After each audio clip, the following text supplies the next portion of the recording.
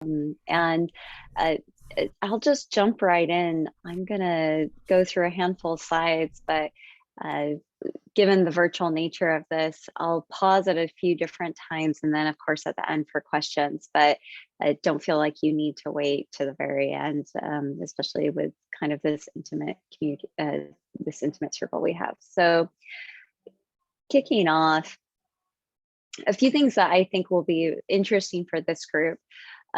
It's probably unknown how much data someone like myself is working with on a day-to-day basis, and that we often are working, and I'll say this often, but perfect can definitely be the enemy of doing good if you can't find the right avenues to move forward. And so I'm going to talk a lot about using good enough data and how to use good enough data to take actions.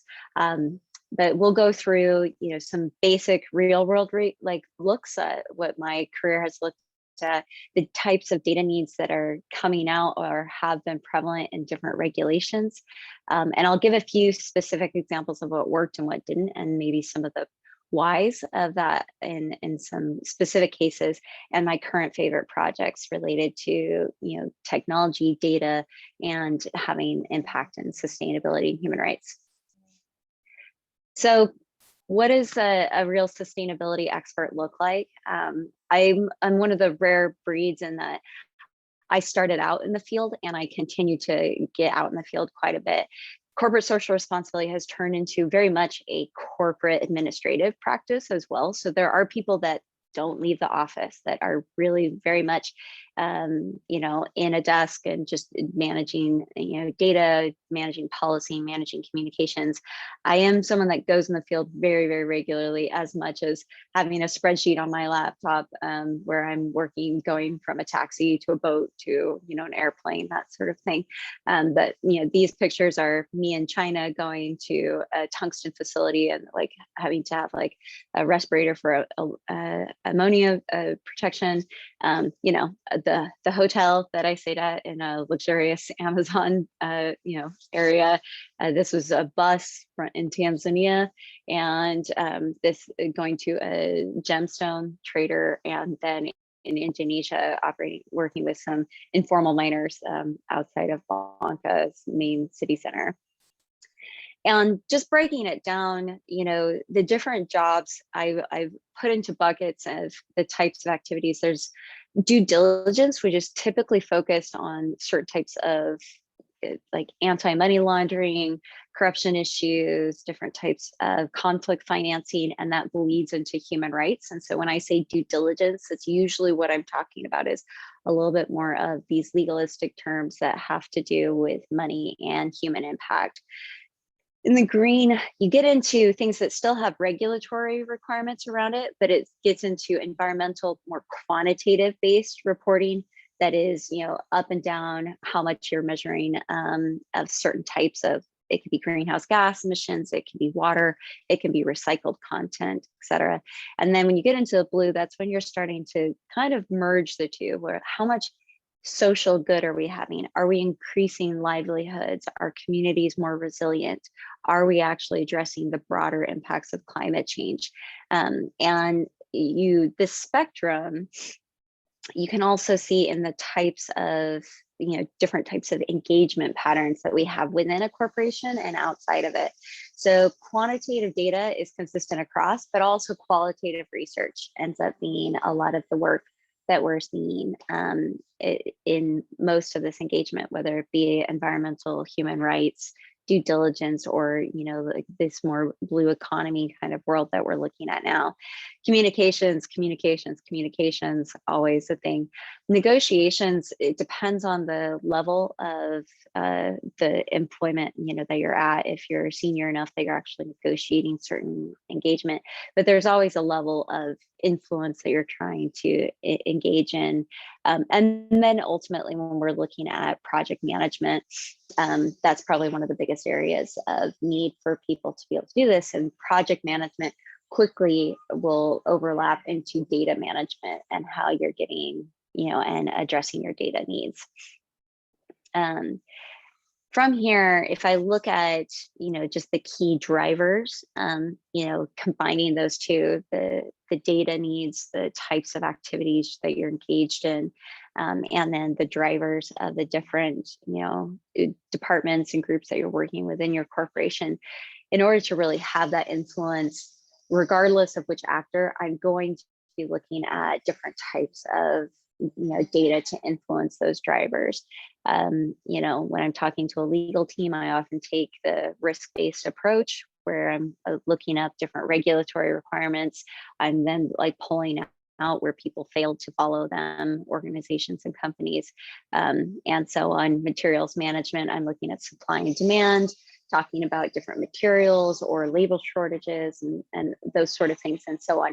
So understanding and being able to discuss data is where you start seeing sustainability and corporate social responsibility experts actually really play well and have serious impact overall, and really efficient impact.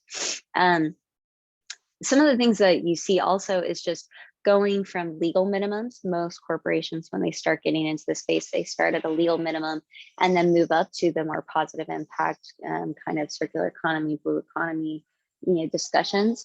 But in between, sometimes they get turned off to continue if they don't find success in certain scenarios, or if they don't have the right people getting them the information to have the impact that they're hoping for. This is where you start seeing a lot of companies say this is too expensive, this takes too much time. But then you also see several of the leaders push through and find the ways of working that make it possible. So just as an example, different lawsuits that have come out the last 5 years or so that have to do with some serious issues, they continue to move forward. These types of lawsuits, I need to actually update this slide to talk about some of the more recent lawsuits with a lot of the electronics companies having to do with children in Congo, child mining in Congo, and that's all related to various bits of legislation that is new, but also legislation that's been around for a long time. And in another conversation we can go through that, but let's talk about the types of data then that one could prevent those types of high risk legal situations, two, also mitigate some of the issues that we have in some of the other areas, but then also how do we get into, sorry, there's a dog barking, you can hear that, but then how do we get into broader impacts around these issues? So starting off with human rights mitigation, if we look at a classic tried and true scenario of what's gone on in the diamond and gemstone world around the Kimberley process. The Kimberley process, as you guys know, as many of you probably realize, that it's related to that movie that came out later called Blood Diamonds. But it started off after several decades of gross human rights issues and abuse in primarily sub-Saharan Africa in the diamond market. You see that as the Kimberley process ensues and different types of activities continue, there's a gap of about 15 years that we're not seeing a ton of progress really. But then there's additional reporting by activists, different companies like the one that I used to work for start getting involved in redesigning the model of how you can do business in the jewelry world, and that you're starting to see industry taking on a lot more action. Since then, you also see the World Diamond Council, these big associations really taking on the responsibility and moving forward. So that is not separate from also the upturn in regulatory requirements around things like modern slavery.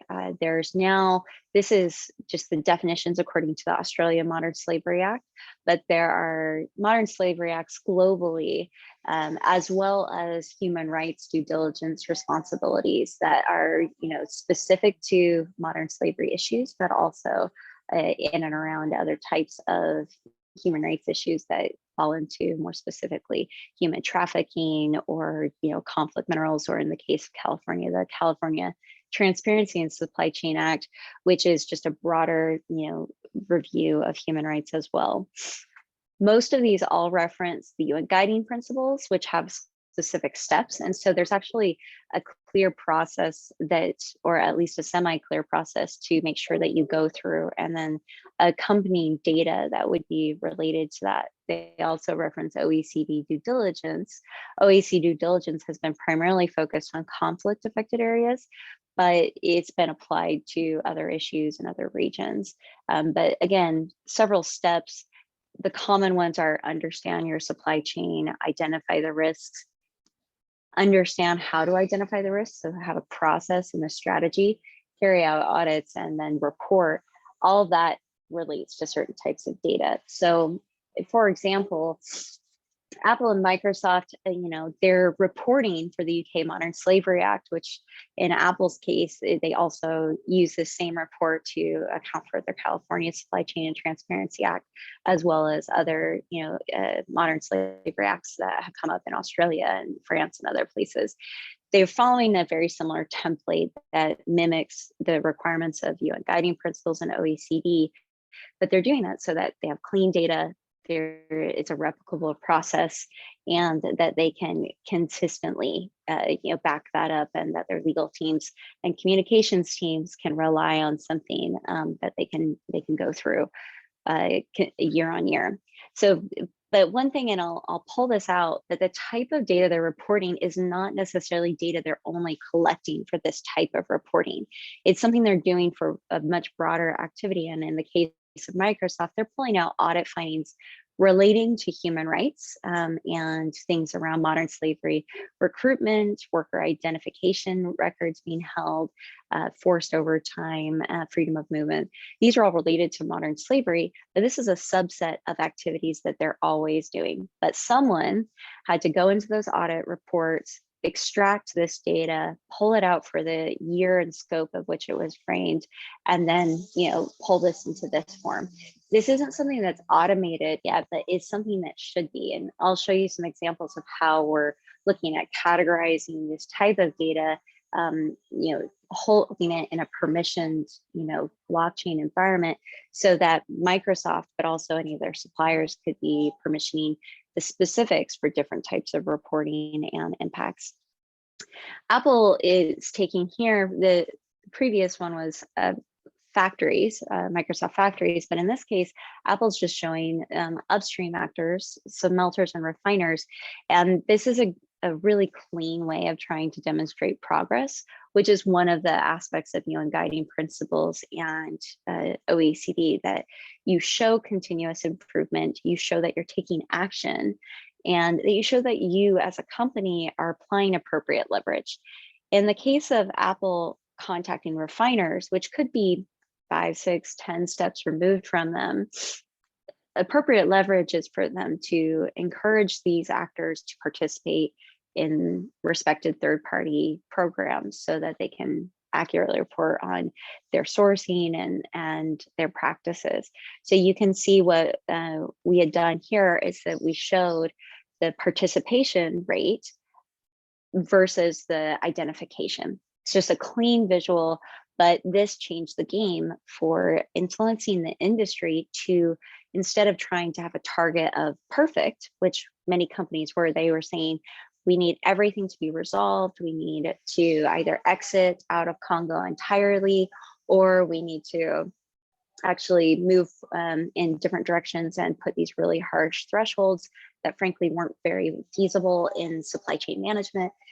What this did was this showed real numbers and real action cleanly in one screen that then changed the industry, and the industry overall then started saying, okay, well, participation will be enough for right now. And that allows for the ebbs and flows of, companies that come into the audit process, but it takes 3, 6, 7 months for them to complete the audit or to, improve their practices, which is the goal of this. It's not to punish people. What sustainability and human rights mitigation is to address it so it doesn't happen again. And so this is a good example of how data and data displayed well is really important. What I'll emphasize here, not to belabor this point though, is for me to take this on, I joined Apple in 2012. I had to gut all of the data that was going on. So you see a dip in identified smelters because we had duplicate names, we had inaccurate names, actors that were categorized incorrectly. So that identified actors list went down, but then I simultaneously started negotiating and playing in the field that I'm used to doing, going out to the hundreds of these actors. And I hired different types of people that could also do that, and started creating partnerships with other companies that could engage that. So you see a significant jump from 2012 to 2013, and then a very huge jump after I had about a year and a half in the work to do that.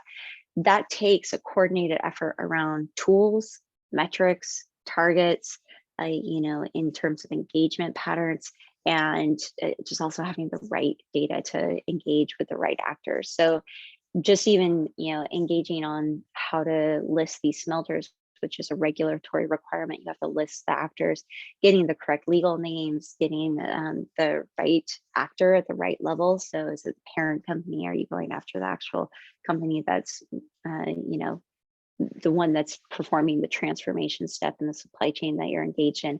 Is quite a heavy lift. All data management and understanding where to get accurate data ultimately. So another thing that we did in this time period was start saying, well, in order to make this jump, a lot of these actors have actually gone through multiple types of audits. Maybe we're limiting it by saying they have to go through this new audit that may not even be the best audit, that it's a new audit for what the US is determining is required for this legislation, but maybe there's equivalent audits. And so what we did is, there's a practice that had been going on in the food retail as well as apparel sector for quite a while, that was regarding, accepting different types of audits, audit sharing, and then also just a different type of format for how you exchange data. So we started doing this in the metals market. So which types of audits would cover which topics? Would they be sufficient around the human rights areas that we were interested in? And now it's become on the right here in the blue, it's a public benchmarking that's available to anyone on a number of different audits. And on the left is Apple's interpretation of that, as well as other data that they have to, one, influence other actors that they want to start covering different topics, but two, also that they want to be able to show that which audits they accept and why.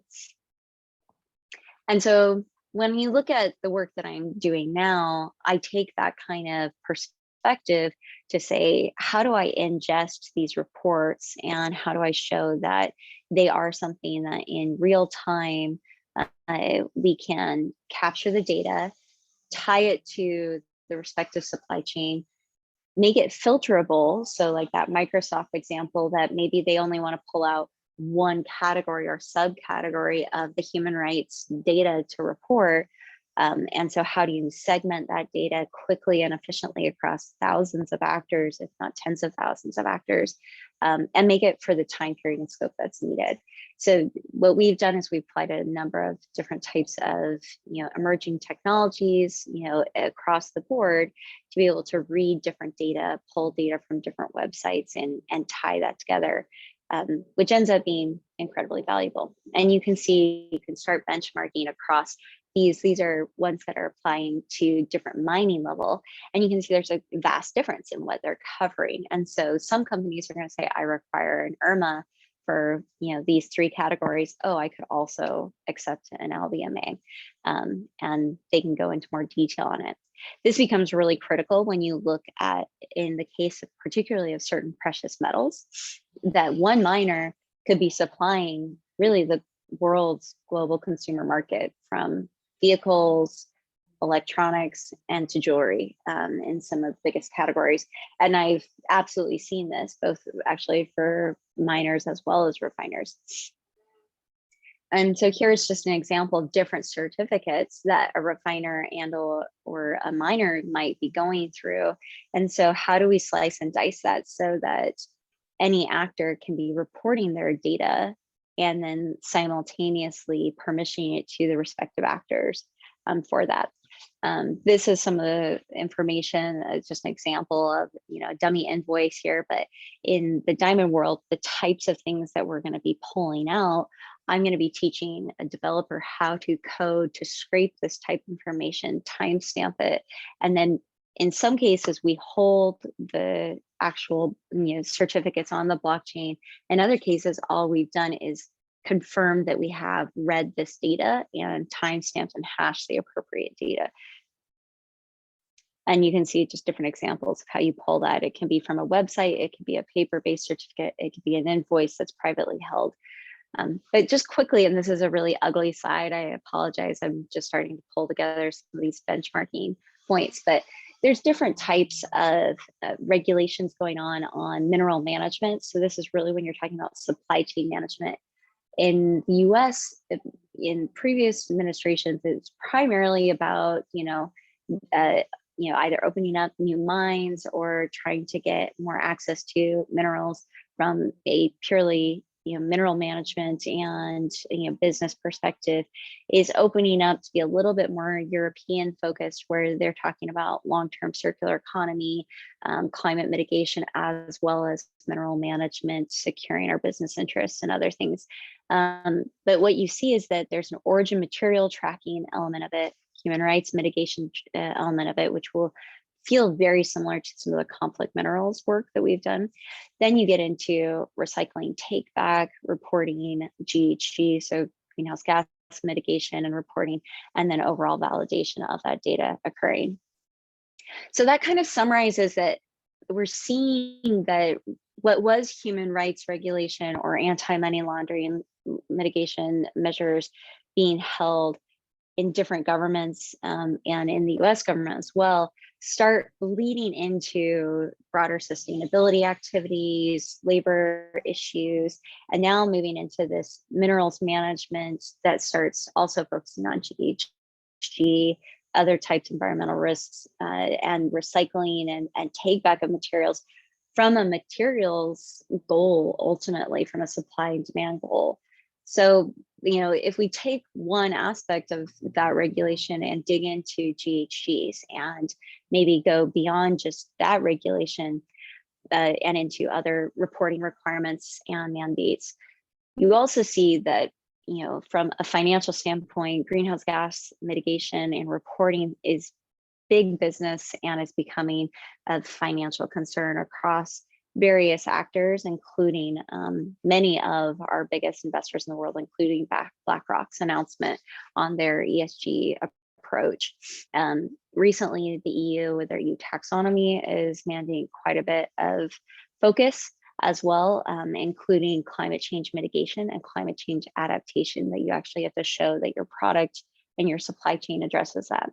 Many companies have been looking at these types of efforts for years. If you look at Tiffany's, as well as many companies, they're usually showing things around energy efficiency, what renewable energy they're using, if they're doing any offsets, and different types of climate risk reporting. But now you're starting to see clear targets, BMW showing their raw material goals and climate goals by 2030, GM by 2040, and Ford and Volkswagen by 2050 being carbon neutral. And one of the big things that we're also seeing in this is California, Europe, Australia, big legislation focused on how do we start looking at lithium-ion batteries for different types of energy management. So as opposed to just mineral management, but energy management in the long run. And you're seeing the idea of electric vehicle batteries being repurposed in their second life into power storage opportunities. The massive value of the materials that already are above ground, and I mean this from minerals to apparel, is astronomical. It's really a data game and a connection game. And that's the world that I'm really looking at engaging and influencing now in this current iteration of my career.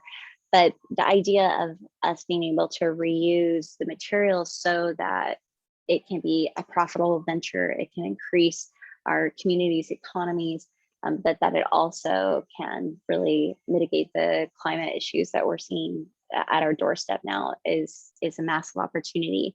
And you'll see different regulations across different parts of the world, and that, again, we're seeing common requirements: annual reporting and measurement of GHG, verification or certification of those numbers, technical methods being disclosed and how you've done that calculation, and which type of factors, emission factors you might be using, and then target and offset guidelines for several aspects of the regulation.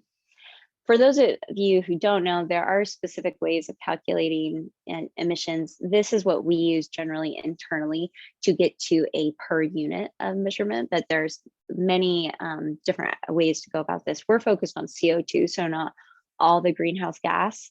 When you're talking about like sulfur dioxide and other things, that just really looking at CO2 as one clean metric that we can capture.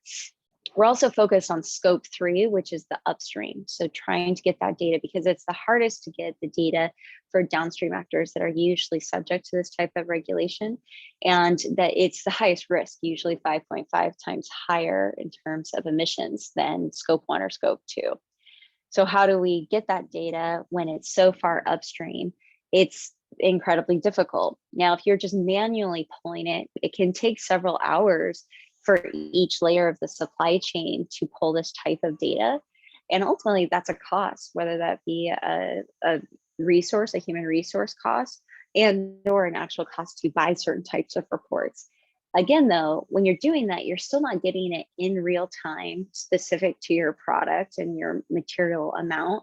And it still might not be always the exact supply chain that you're operating, and you might be doing it in a generalized supply chain, but if you haven't done the tracing and chain of custody and so on, coupling those different techniques, you're still getting a loose version of this. So just kind of considering, how do you pull in multiple data types, but get it closer to real time, and also address things where, in the case of many types of the supply chain, they might have not measured all this, or it hasn't been verified yet. So how do you create the models so that you show where the data is robust and where it's less robust? In this case, this is just a visual for the type of user interface and data user experience we're starting to model, where we show where the data is weaker, more robust, where it's validated, and so on. For that. And so different examples of what we're looking at is, standard benchmarking, but the real time. And that in this case, for example, this is a screen of one of the mine level. We're showing what emission factor they use, the source of the data, and is it validated or not? And so in this case, you could be uploading an energy bill, you could be uploading a certificate, and so on. We're also looking at, how do you take data, because just managing data isn't super valuable unless you're actually going to take action on it. And what we're trying to do is connect all the actors in the supply chain so that they could offset directly. So if you look here, once the data is completed, you've gone through your usage, your production, your offsets, then you could actually connect to an offset partner that's related to the supply chain activity that you participate in, or that someone else does that's the highest risk or highest emission emitter of the of carbon. And so in this case, we're connecting to specific program in Kenya through Carbon Fund, and that we can automatically upload the number of tons there that have been reported. So I'm going to go through a couple of examples of what worked. So in terms of what worked, Apple was very successful in not just reporting on conflict minerals issues, but then also taking on several of the impacts on the ground. So like I said with GHG, if you're going to report on it, you might as well then also show how you're going to take action. You have just as much risk reporting on a number or a risk and you might as well then also couple it with the action you're going to take. So in this case, what we did was we identified several actors upstream that we could work with and partner on the ground in Congo, and identify the risks and the incidents that were in the upstream. So in this case, what we did with this partner was have them report on these different types of incidents, and then how they were following up on it. And so what you see is just a simplified version Usually traceability only goes one way and it ends up going to the brand or consumer, the results, but then nothing goes the other way. And what we're trying to change here in this specific example is, well, we'll send money upstream to specific partners who are working with this group to make the change. They'll send us reporting back, and then we all win because I'm showing that traceability now has a purpose and then I'm taking action on it. But again, that's a ton of data that's being managed, and in the time frame, it was very slow. It took several years really to start having these impacts on the ground. But the overall result was that incredibly positive feedback from critics saying this is what this legislation is about. The whole point was that you figured out your risks and then you did something about it. Now, most legislation doesn't tell you how to fix it. It just says you need to apply leverage. And pros and cons, no one loves to not know the solution, but that helps companies actually that address it. What this allowed is it really empowered Apple to not only then address the participation rate and really change the industry in something that was more flexible and manageable to go after participation instead of perfect completion.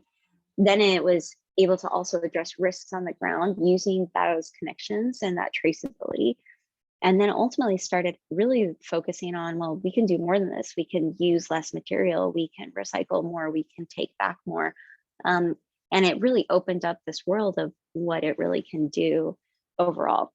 Now, that worked, but what did not, or at least what did not yet? So conflict minerals is related to 4 minerals: tin, tantalum, tungsten, and gold. I ended up covering over 40 minerals, but in this case, tin was focused on Congo. You're supposed to say if it was coming from a high-risk region, and that was specifically related to Congo and its neighboring countries. And then if it was supporting, like its purchase was supporting any sort of conflict or benefited any actors associated with conflict. But there were all these other issues in tin globally. Excuse me. In the case of Indonesia, there were reports of 1 or more miners, artisanal miners, dying in the mud every week in 2012. And by 2020 and 2021, we're still not seeing improvements. You're still seeing this type of reporting where people are really getting hurt in the same mineral where we had all the reporting from that region. We knew all the actors, and we even in 2014 through 2017, we had the plans for improvement. Everyone was signed on, the reclamation plans are designed, but it's languishing. There's no results reported from some of the programs that completed in 2017 through 2019, and no plans for follow-up. So why is that? My key thing is going back to the GHG example. I don't think people in the supply chain, and that could be people like myself, as well as people I report to, but those companies and the managers within them couldn't figure out a way to do it in real time and consistently do it. What if you leave sourcing from Indonesia tomorrow, but now you're part of this consortium and there's this expectation that's established that you're part of it? In Congo, the mineral supply chain was such that this organization on the ground was independently operated and was already being sourced by the industry that was a refining industry. So it wasn't dependent on an Apple or a Microsoft or others.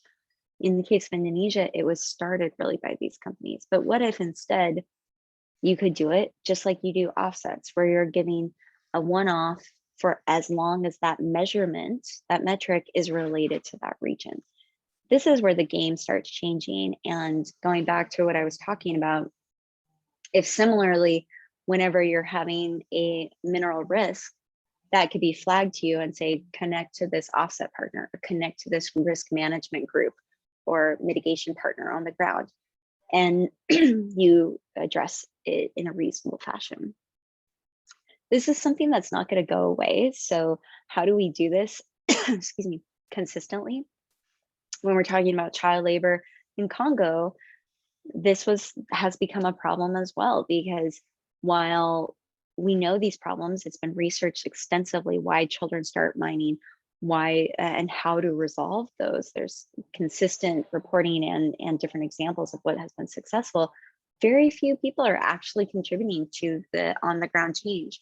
There consistently is more and more research, but less like direct impacts, with the exception of one specific change maker who just reported this last week. And some of the results, very little money is going into this organization. They've been there for, I think, 25 years working in the mines, all primarily almost all local change makers and actors who live there. And even despite COVID, they've pulled 3,500 children out of mines. When you're considering the overall numbers of children in the mines, that's actually a huge percentage of the ones that are in the highest risk scenarios. This was me in November visiting Sister Catherine and her organization and the remedial education that they provide after to keep the children out of mines. So we could be doing something where we're talking about high levels of data consistently reported in real time, matching with actors that are doing the work on the ground. But this is entirely a combining of resources, a data play, a technology connection capability set that has to be happening. So what's exciting to me now, it's a lot more of that. What I'm seeing in some of these technology opportunities that we're playing with is, you know, a 5-fold increase in being able to review and ingest documents per day.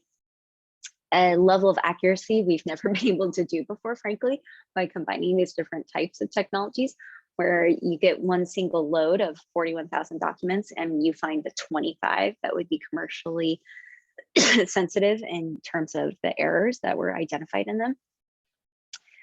And when you do this, this is where it's a game changer, because, you know, different companies, when I was brought on to a jewelry company, they were being criticized for a lot of potential false claims. So we had to go through, you know, thousands of documents, each supplier, and start vetting and ensuring that we had the highest level of robustness, making sure that we're really clear that where there's obstacles that still remain. And still, in the case of this picture below, getting to the groups that have high impact. So several of these men are working in artisanal mines and mining communities in some of the hardest to operate countries in the world, in Zimbabwe and Angola and other places. And, you know, this jewelry company was donating to them for the last 10 years. But how do we keep that kind of impact, as well as in the far left picture under positive impact, start collecting electronics and making jewelry out of them? And what I'm working on now with the US Department of Energy is combining multiple types of functionalities, but data. It's all data, data, data. So we're now mixing geolocation to collect those electronics so they can end up in jewelry, they stay above ground, and that, you know, you as a consumer end up getting value for them. And so we have a number of different studies that show that consumers would recycle more if it was easier, they trusted that it actually worked, and that there were some incentives. In some cases, that means logistics, curbside pickup, you know, maybe a coupon in return.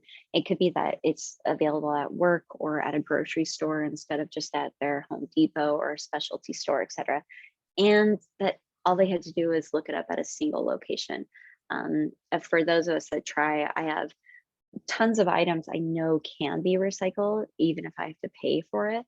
But to find it, to do the logistics, it's a lot of work, actually. And so this is where Department of Energy has asked us to make it as simple as possible. And that's what we're working on now.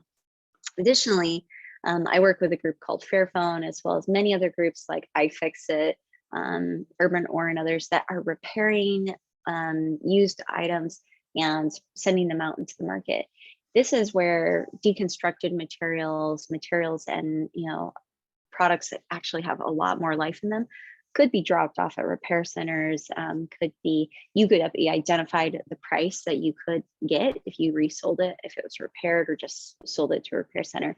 And other opportunities in the future that we have with donation centers, where you can, you know, get your $50 donation coupon and apply it to your taxes, to other opportunities to keeping things above ground. And what we're seeing is this is big money that in the apparel industry alone, it's estimated that 100 to 500 billion dollars are lost annually because of the lack of resale and circular economy. In Europe, they talk about 55 billion euros worth of recoverable e-waste that's just not captured. And that is a crazy type of loss in markets, that particularly in an environment that we're coming out of COVID and saying, what can we do next so that we're more resilient and more opportunities? The other thing that I would emphasize is that, in California, we recently had a proposition on gig worker benefits. And as I've been looking into the green economy, logistics managers, people that collect stuff, people that are part of repair, they are in the world of gig workers mostly. These errors are me flagging a recent interns research project and some of the services where green economy workers fall into that gig worker category, and they're not able to really have long-term benefits, but they're critical for the future economy, that fourth industrial state. And so what we're looking at right now is reviewing, gig job benefits, finding options for them, but it's a matchmaking service and is incredibly about, logistics management, but instead of for minerals, we're talking labor, and we're talking about service providing labor in North America primarily right now, but we'll look beyond that. Other things I'm looking at is just different types of fair pay measurements, and particularly in really vulnerable populations globally. In the mineral market, most miners are getting 50% or less of what would be considered a market wage, not even a minimum wage, but just market rates for what materials are being paid. And so we're looking about how to connect in with different types of infrastructure like mobile money payment that they're already using, but that can help them become legitimate actors in the supply chain, so that people can enter a legitimate market at a market rate instead of working through more gray or black market kind of economy environments. We're looking at a host of different types of data, polls and data partners, as well as different types of emerging market and opportunities through technology.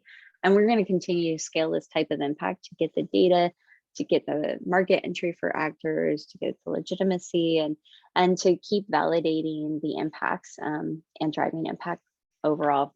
And so through these combinations, we really think that we can actually have the impact we're going for on the ground, protect companies so that they can make accurate claims, and make it overall efficient for all the actors so that this is really a viable opportunity.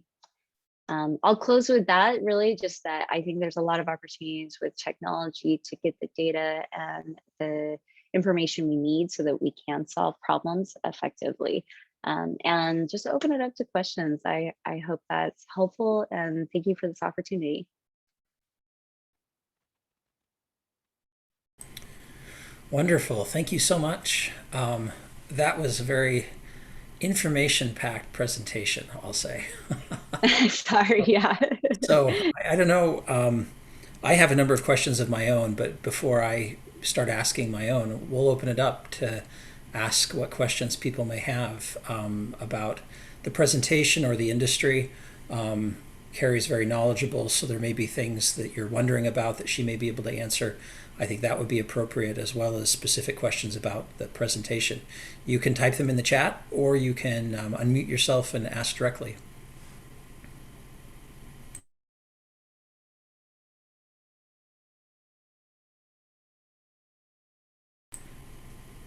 I'll go first, I guess. So I was giving you a chance, so you can't complain about me monopolizing things.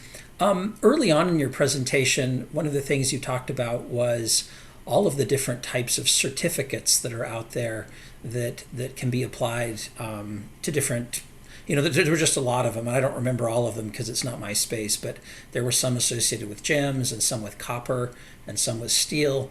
And it looks to me like there's a lot of overlap in the type of questions that are asked in those different certificates. But what I'm wondering is, do you see any cooperation in that space where those different certification companies might share audits in, say, a mine or in a refining facility that's working with multiple types of materials? Or is it completely independent and all that work is being duplicated? That was actually a big one of the findings when I first came to Apple, was that I had been taking kind of the experiences I had in the apparel and kind of food retail world, where they were starting to share audits and do a lot of that kind of engagement, and just seeing that the electronics and minerals market just wasn't there yet. So we did get what we called mutual recognition between three organizations. It still is something that there's a lot of duplication. Some of that, for the reason those charts were there, is that some of those audits sometimes intentionally don't cover certain topics because they're too sensitive for the industries that they're in. So the industry has created an audit and said, let's just not talk about these topics. So there's greenwashing, industry protectionism, other things. And so there'll be competition that occurs. Now, the sophistication of what Apple's doing is just this very slick thing, just to say, we're not going to tell you what to do. We'll just show you publicly how they compare. And other people can make their own judgments, but this is why we're using these ones, because this regulation says I have to cover child labor. You don't cover child labor. I have to cover forced labor. You don't cover forced labor. So it's just, that's what it is now. So that is sometimes where a lot of the duplication occurs, if they're actually not covering a topic. But there still is plenty of the times where there's just duplication for different types of ego's sake, or an industry just saying, no, I want my audit no matter what. And that does happen. It's less so now. In factories, it happens all the time. Mines, because mine audits are just so much more expensive, because that risks that you're doing, the types of auditors that are there, it's less common. They do still go through maybe 3 to 5 audits, especially if they get like big money from World Bank or something like that. But it's a different game. Thank you. Yeah. Carrie, I have a more of a big picture question. I work with sustainability more specifically in remanufacturing. So I have been involved with projects where Chinese government is making laws and regulations and throwing money at all these companies so that they can start remanufacturing, and this is specifically for heavy earth moving equipment. So we are talking about each piece being in millions of dollars. So Yeah. in those instances, and in a lot of other instances, it's mostly top driven process where either government agencies or big companies are essentially pushing the smaller players in doing, let's say, the right thing. I mean, it may not be the right thing for them, but at least it's from the perspective of the big companies, and at least from their stock people who own the stocks or shareholders.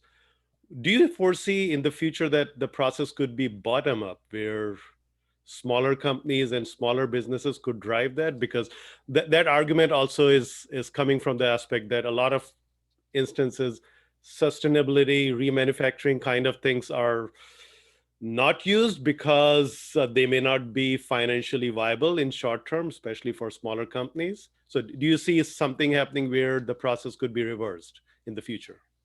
That's a little bit of what I'm starting to do more substantial research in, because my bias is, yes, it has to, right? We have to make it work. My brain and logistics side says, this doesn't work today. Like, it's very clear it's not working. So why is it? And the barriers I'm seeing in North America is also just protection. So you don't have benefits. You can't get real retirement because a lot of the work is kind of piecemealed. It's not consistent, right? So with big remanufacturing, yes, but let's say I'm someone collecting plastics, and plastics, people are like, oh, you can never earn money off it. You can in volume, but it has to be segregated. It has to all be all these things. And let's say you're someone who's like a stay-at-home parent, and you want 10 gig jobs that you do for 7 to 15 hours a week. That could pay off if you were connected to volume makers, other volume makers, but it doesn't work in isolation. So there has to be a level of connectivity and then mass movement that you can't be doing solely. So small actors, I think, that are operating completely independently, it's very difficult. But I could see small actors that were doing let's take plastics, because plastics is like the bastard stepchild of all sustainability success stories in terms of like really being successful. But if you were to try to just really solve for like plastic packaging right now and localize its reuse, so for things like, you know, barriers, benches, things that actually are around a long time and could use like kind of junky plastic combinations, if you had a small producer in a locale, they could be doing that, but not a big producer, like, you know, just someone who does, you know, chair molding and like barriers and like 3 things. And that's just something they do regularly. But trying to do it at a federal scale where you're shipping things in, that's where the costs also get lost. It's just the bigness of it. So I think it could be done, but it's like municipalities moving, it's counties moving, that type of thing. San Jose has had some really successful grants that they've been given because they're doing these small scale localized activities. But yeah, I mean, it's kind of a reimagining of what we think. And I think that's where you could, like China and like big, massive infrastructure remanufacturing, the money's there, right? That's a high value asset. Low value asset gains have to be localized, from what I can tell, but I'm still doing a lot of research on it and piloting.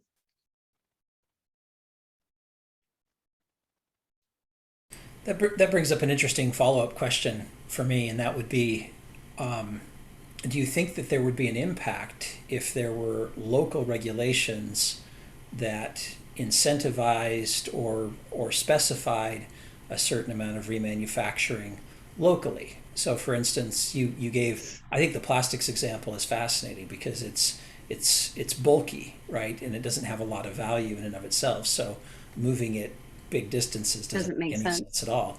Yeah. But if a municipality specified that a certain amount be reused, or they specified that they would buy certain things regionally as opposed to from further away, a take on Buy American, right? Like, we're going to buy from this 3-county region for barricades or something. If that might stimulate, I mean, what's your sense? Would that move the needle at all? I think the latter part of what you were saying, the we will buy this, is the best way, because whenever, and you can, as you guys as supply chain experts can appreciate this, no one in a supply chain likes to be told what they have to do. It's never a good thing. But if you give them flexibility to say, there is a goal, you meet it how you want, and it changes the game a little bit. So if they see a price that they could get by doing something different, that's where the game changes. I mean, that's where like the got junk guy gets like, starts saying, oh, there's all these trucks around, people need jobs. Now he's a multimillionaire, startup company, just by collecting junk and distributing it separately. And all he had to do is basically put people in uniforms and make them professional. That it's not too far different than that. And I see in my neighborhood, it's a very blue collar neighborhood. People are entrepreneurs all over the place. They just pick up jobs, do things all over the place. And I don't see why not. If all of a sudden the city said, we have $300,000 that we give to locally sourced plastic benches, I would bet all of a sudden you would have 10 plastic makers that would do it. Someone would win the game, and all of a sudden your entire neighborhood just has someone collecting plastics out your door. And you're like, oh, okay, I don't have to throw this away. The municipality doesn't collect as many plastics that get jammed in their machines. I mean, there's so many benefits of it, but we aren't exploring that quite yet. I think some forced functions are like China's rejection of a lot of plastics, that we're all struggling with this kind of dynamic. There's groups like TerraCycle that you can pay to ship boxes of your, plastic packaging there. But, for a family of 4 or something, a family of 3, they could be paying $200 every month to do that. And that's just not viable. But would I pay $15 to my neighbor every 2 weeks? Yeah, I would totally put that down on the table and say, yeah, thanks, neighbor. I'm glad I'm helping you out. You're taking my plastics. So I think there's a lot of opportunity there.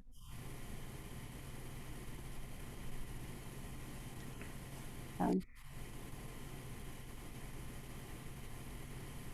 So I have a unique question. Sorry, it's a little bit off on a tangent, but for a company like Apple, where a big part of their business is to focus on sustainability for their product and the supply chain for it, do you see anything ingrained in their company culture for the employees to be sustainable? Because as citizens, we you mentioned earlier, we struggle with the complexity of sorting our recycling in our neighborhood, but is there maybe a little company responsibility to train their employees so that they can go home and be good corporate citizens yeah. there? I think companies do that to some extent. But they're also big ecosystems on their own. So it's really dependent on who's on top and who's in the middle. And it shifts. I've had wild shifts in the different companies and organizations I've worked in where it can feel very much like that. And there's a mission, there's a mandate, be this person in and out of the company, and then it shifts. So, my personal opinion is that companies, and maybe this is hitting just kind of the bare minimum, but I'm just like, you need to address your core issues and, have a zero tolerance for unethical behavior. And that seems to trickle out a little bit, naturally. Sometimes if they pick some of these niche kind of things, sometimes it's a little bit more greenwashing than it is like core to the business, and it doesn't last. A lot of the niche ones kind of come and go with trends and people.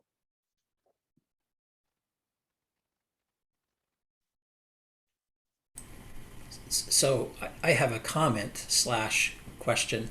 It was interesting when we lived in Ithaca, they had a really different approach to recycling than any place I've lived since.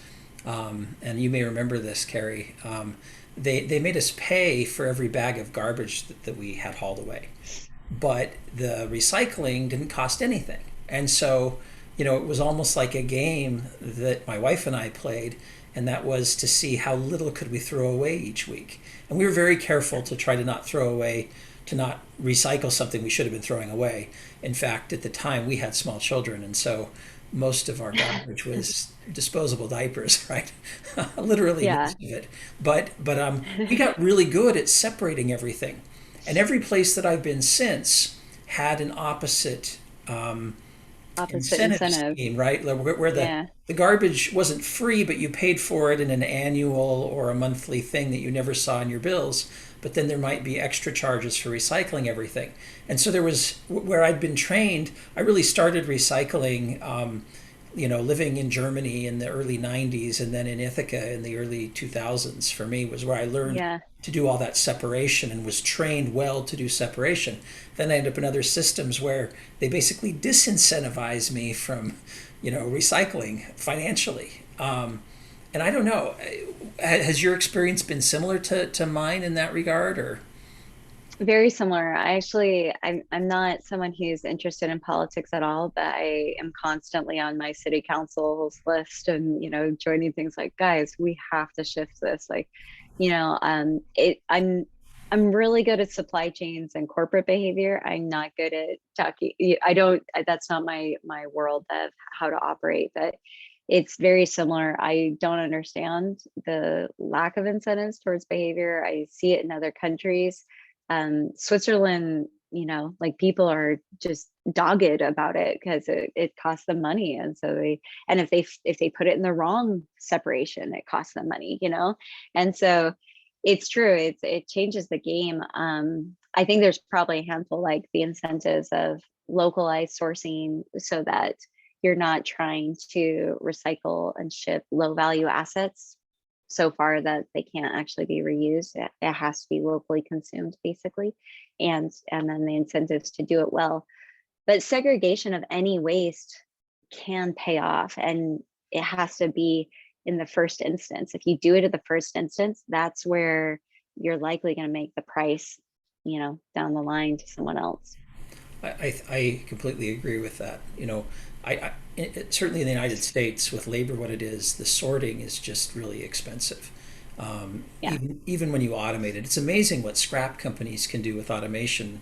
I know I had some students go to work for big scrap companies with metals. They use eddy currents and these little Yeah. blowers and stuff to automate a lot of things. But with plastics, it's really challenging to do that. In fact, at that time, they were just throwing it all away because it was too hard to separate it. This is a couple of years ago. I have another question related to your presentation, though. A couple. In the middle, there was a slide where you talked about automating the analyzing documents. Like you had like 41,000 documents going in, and we find 25 suspect documents.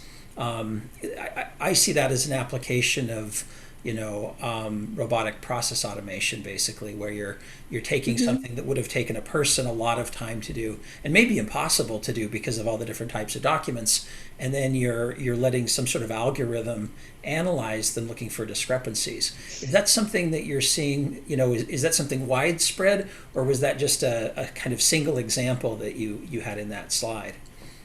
That's well, for us, it's wider and wider spread. So it does take time because per type of document, you have to recode it, right? Because you have to teach the machine what it's reading. And so what usually is as a subject matter expert like myself will say, this is what we read on this document. This, they have to match.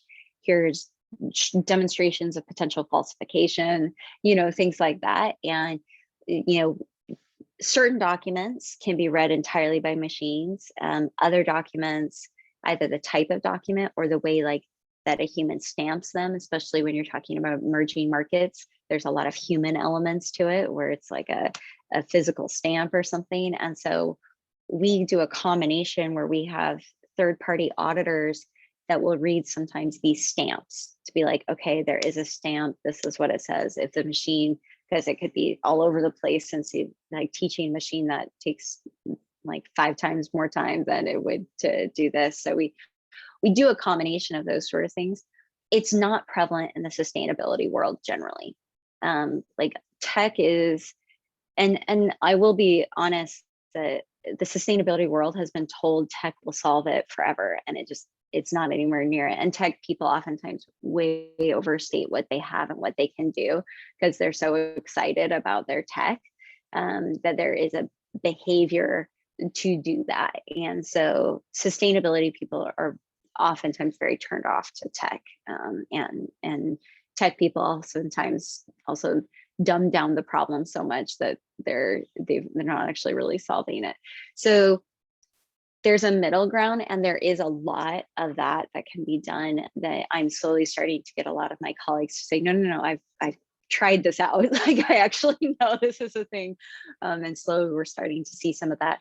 But digitization costs money too. And when you're trying to, say, do I increase my worker's salary by X amount, or do I digitize millions of documents per year? That shouldn't be the back and forth, but in someone's mind, oftentimes it can get there. So, we're getting closer, but it's definitely not prevalent, but it's in what we're doing as a company. It's kind of crucial to a lot of the first steps that we're doing, especially when you're talking about tens of thousands of documents in a single go. It's not like a few hundred. It's okay, one batch will be 10,000 documents, and you can't like really make commercial claims unless you go to that level of detail. Like no legal team worth their salt is gonna say that's okay if you haven't really checked each one. A question. Do you think the audit approach on the long run, it will be sustainable because of the underlying possible business relationship of those who are auditing and the auditing firms or concerns? I think there's a lot of room for conflict of interest. And that's one of the reasons that, and I don't criticize all industry associations that's created their own audits, but I do think there's an inherent conflict of interest when, it's your own, your own business, your own, inherent protection of your industry that has caused you to design this audit, and then you set up the relationship with the auditors. It's definitely problematic. I am someone who believes even in those circumstances, and I've seen this, problems are found. And oftentimes solving a handful of smaller problems can lead you to become a little bit better, if you really are. So I'm pretty pro audit. It's what you do with the issues that are being identified. And a lot of times issues are identified and nothing's done. So the audit's worthless, even if the auditor was a credible auditor and the audit was credible. Like, everyone continues doing business, but they failed an audit. And like, wait, so was there any point of that? So sometimes the act of the audit is enough, as opposed to the results and the actions that are taken. And so, I've had a handful of those things. One case I had that really changed my thinking overall, it was when I worked for this company that did audits, but I did the continuous improvement side. So kind of the remediation after the audits and the follow-up, but I was in a separate group, right? And so I would get an audit report. And so I get this audit report, and there's a forced labor finding in this company in the border of Mexico. So like the Maquiladoras section, right, on the border. And I was like, why is there a forced labor finding here? Because I'd known the factory, I didn't understand. And so I call up the manager, and he's like, oh yeah, we have a 14-day work week. What? Why did you do that? But you can't do that. And he's like, no, we had to. And he's not giving me any response. So I send someone to go, one of my consultants, to go and talk to all the workers and figure out what's going on. And all the workers are like, yeah, we agreed to it. Okay, guys, like, you can't do this. This is against the law. Like, it's like, you just worked 14 days in a row.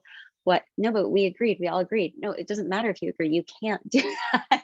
So what ended up coming out was that the brand had redesigned a product. This is classic logistics issue over here. This was the end distributor. So they did the finalizing, like the final checks on all the products, the cleaning, all the stuff, and they packaged it, and then it would distribute across the US. And so they're the very, very end of the chain. So they have to pick up all the slack. Someone redesigned something, called it back, and it was delayed. And because the margins, the penalties for being delayed at that point in the chain would overshoot any margins they had, the manager went to all the workers and just said, are you guys okay to work 14 days? We're screwed if you don't. Okay, yeah, everyone's like, yeah, that makes sense.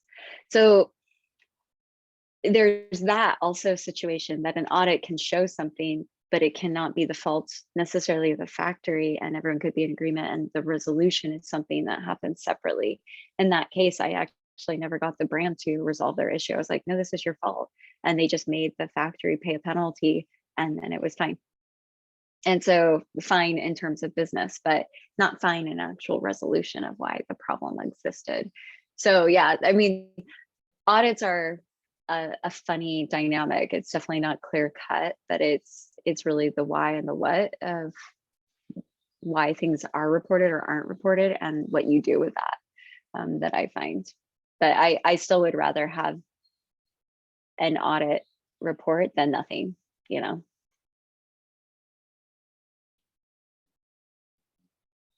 Thank you. So, Bill, go ahead. sorry, go ahead. No, Sanjay, go ahead.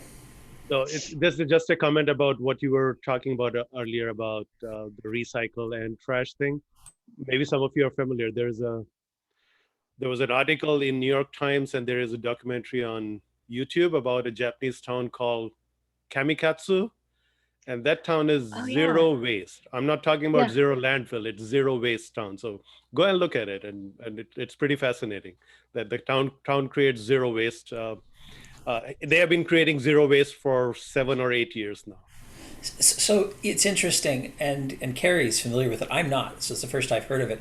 But I don't even need to watch it, because I know that the only way you can do that is to educate people to change their behavior, so that the sorting takes place at the point of disposal. So you can do that if everybody's just really careful about how they sort things, and you have to have a biocompost waste stream that you standardize in addition to everything else. Though I still don't know what they do with disposable diapers. I'm not going to lie. That's the only piece that I question. It's like a community with no children or something. But yeah, that's really interesting. I might have to take a look at that, Sanjay. And it sounds like And Carrie knew of it. it's going to your point. It's community driven. It's not forced by a law or regulation. It's 100% community driven. You know, I think that really takes a cultural shift. As a German immigrant that's, now living in this country, I remember as a little boy, old newspaper was a real commodity to me as a 6 or 7-year-old. Glass bottles from grandpa's beers were like a thing to treasure. Literally, that word is the right word, because it meant if grandpa gives me 5 of those, I can take them to the recycling place. And with the money that I get back for it, or the newspapers that I drop off, I can go and buy bicycle parts. So I think that's a big part of the difference there, when you have a cultural context that says, hey, we're going to value that, and it's going to give you something tangible in hand as a 7-year-old kid to buy you something that you want. I mean, that was some of the earliest jobs that we had, was go collect recycling. Same with composting. That stuff always went back to the farmer. I remember collecting eggshells and things so that the chickens could get that, rather than having to buy some expensive special chicken food that would do the same very thing.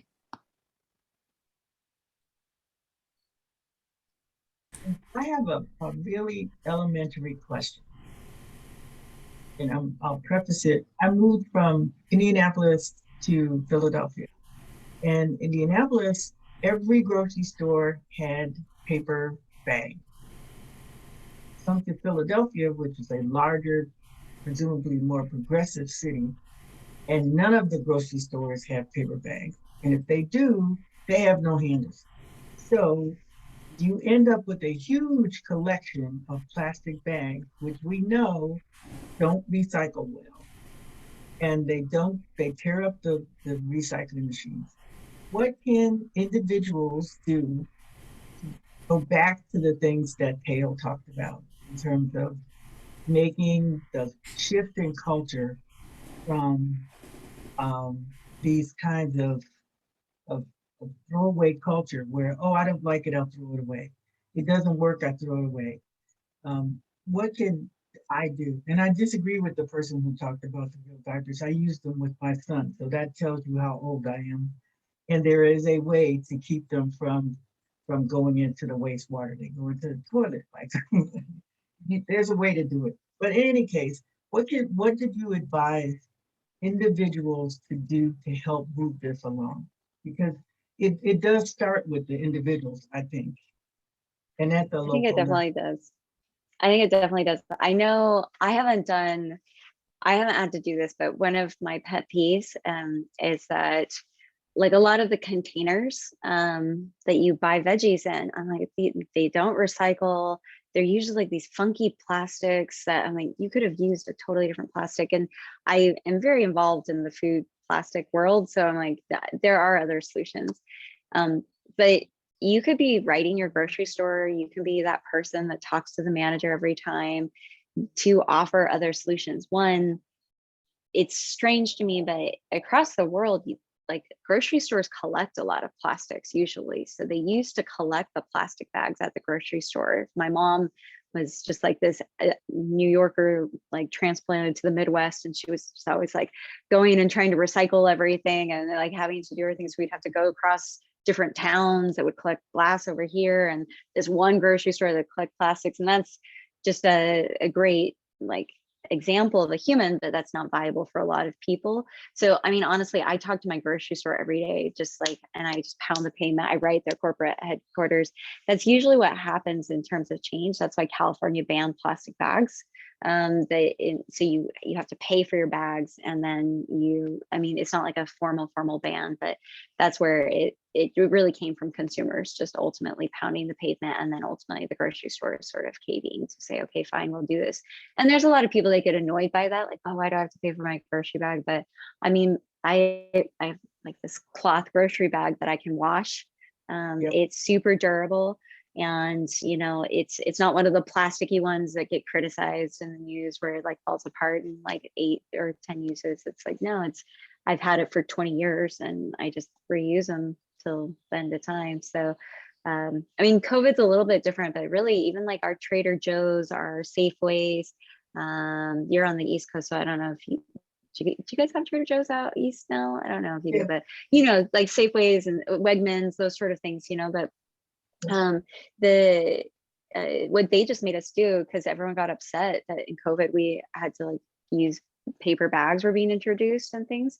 They just said we could take the groceries outside and then we could put them in our bags in the car, and then they would sterilize it. So then you're not bringing in the bags for the issues of sterilization. They stay outside and then they just sterilize the carts. And so that was a solution that came up with. But unfortunately, it's just like we all have to like just take so much like power into our own hands, I think, until people start changing. But you know, it's not the worst thing. Wheels. Yeah. Yeah, it's not the worst thing. I mention it every time I go to the store. I go, okay, aren't you guys doing paper bags yet? And they look at me like, you know. The thing I found really successful, and maybe because I'm older and lazy now, is I also get students really excited. So I get like the local elementary schools really excited because then they bug all their parents and I'm not the one doing it. And it's just like, it's magic because like kids bugging their parents, ooh, wonderful tool. Good idea. Good idea. Thank you very much. A little bit. It's a great presentation. A lot of data and a lot to think about. But sorry about I really that. learned a lot. No, that's okay. I learned a lot about thanks. what's going on out there. Thank you. I don't often get to talk to data people, so I'm like, this is exciting. I can put all of my data thoughts in here. Oh, it's great. So I was wondering whether, so John Oliver, he's another late night show host, did a segment on the plastic, I think a couple weeks ago. A couple weeks ago, yeah. Yeah, so, and he was saying that the main issue is not the consumer, is the producer. They are like forcing us with all these plastics. There is no way we can like skip it. I was wondering what's your opinion on the piece, and what was your take? Maybe, and this happens in the media, like the closer you are to a media report, oftentimes you can pick out the problems better, you know, and then when it's something new to you, it's like, ooh, that sounds really interesting. I think it's just really simplistic to say it's the producer, and because, you know, in the case of a lot of products, we're still consuming it. But they have designed it that way. Like the plastics in groceries just are astronomical and unnecessary, and how it's done. I've actually talked to several of like the biggest, you know, retail food kind of actors, and I've been shocked by how callous they are in terms of like, well, this is what sells and I need to flash it, so I need to add more plastics and color that's really bad in plastics for recycling and all these things. And it's a marketing ploy as much as anything. But I think we can do a lot as consumers. So I wouldn't necessarily just say it just sits at the foot of producers.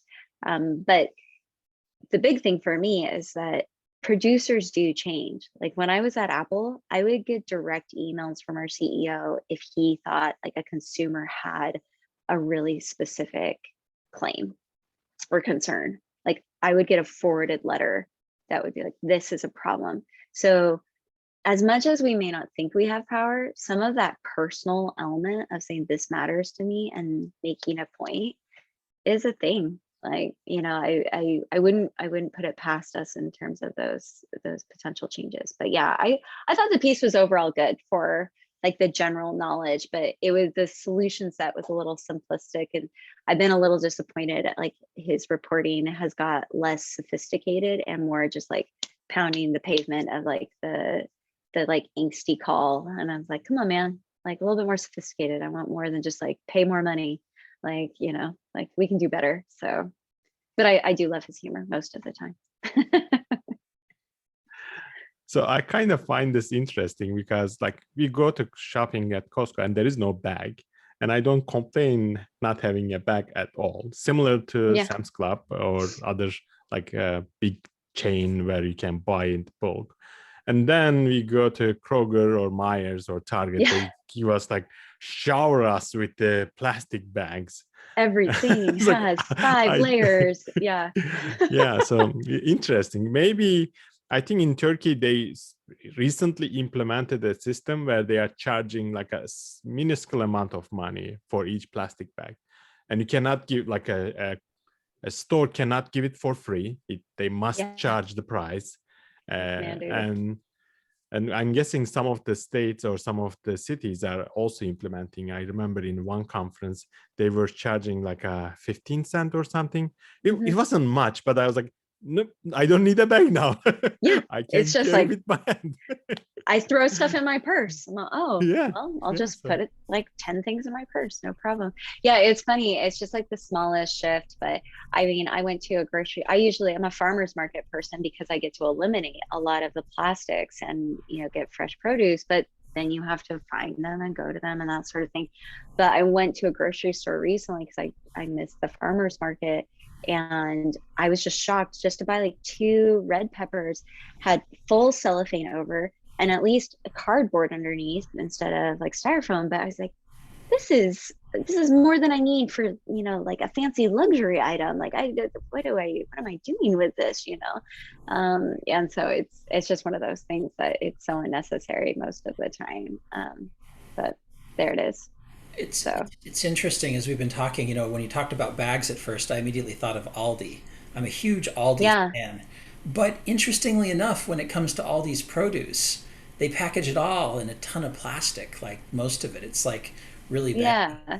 I found one grocery store that does an excellent job of having almost no packaging on their groceries, and they reuse almost all of the containers. The containers are collapsible. They're made out of plastic, high density polyethylene, and they actually go all the way back to the field. So they pick the produce, stick it in the containers. The containers go to the supermarket.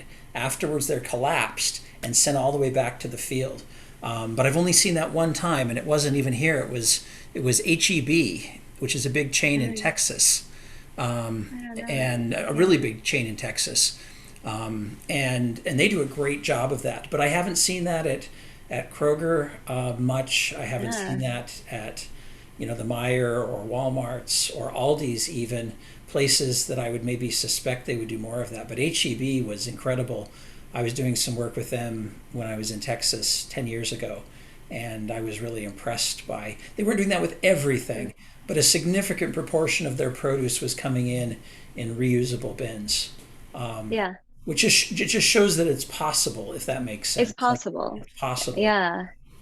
I think we're seeing some of that with some of the startups, like Imperfect Foods does that. Like they like bring you stuff in these containers and then it gets sent away, but it's for home delivery. Yeah. We were, for many years, we were part of a CSA here in Ohio. Yeah. They had a reusable tote. Every week you would go and pick up the tote. They were plastic with your vegetables in it. And then when you went the next week to pick up your next share from the CSA, you'd bring the tote back and they give you another tote. So essentially they had twice the number of totes as they had members in the co-op. And then at any given time, they had so there were just kind of 2 per person. And I think that was a really nice system as well. So there was literally no weekly waste from the CSA for any packaging, which was really nice too. Yeah. So I had a bunch of other questions, but we're actually at 2:27, and encourage people to go to the next session that starts in 3 minutes. But I just wanted to give you a heartfelt thanks for coming and sharing your expertise and sharing your insights and experiences with everyone. I think it was a great presentation. I think everybody was engaged. The number fluctuated between but only by a couple of people while we were here. Most people stayed even up until the very end. So great work, Carrie. Thank you so much for coming and sharing with us. My pleasure. Thank you so much. And please feel free to reach out. So take care. Yeah, thank you. Bye. Bye.